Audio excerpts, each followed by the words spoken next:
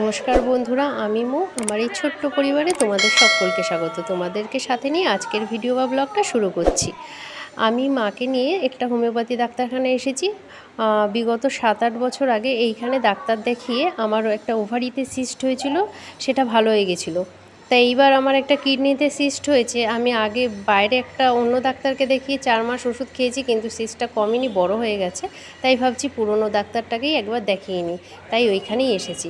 আর এখান থেকে ডাক্তার দেখিয়ে মা আর আমি একটু বাজারে ঢুকেছিলাম, কিছু ফল টল কিনেছি। আর মা একটা পানের দোকানে পান খাবে বলে পান নিচ্ছে।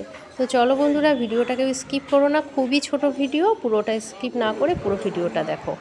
এই যে ডাক্তার দেখাতে গেছিলাম আমি আর মা, আসার পথে বাজার থেকে দেখো কি কি কিনে নিয়ে এসেছি। দেখো, আসার সময় তরমুজ কেটে নিয়ে এসেছি, লাল হবে কিনা, কিন্তু অতটা লাল হয়নি, হালকা লাল। এই যে, আর আপেল নিয়ে এসেছি, মৌসুমি লেবু নিয়ে এসেছি, পান নিয়ে এসেছি। ভাবছি পান খাওয়া শুরু করব, তাই পান কিনে নিয়ে এসেছি।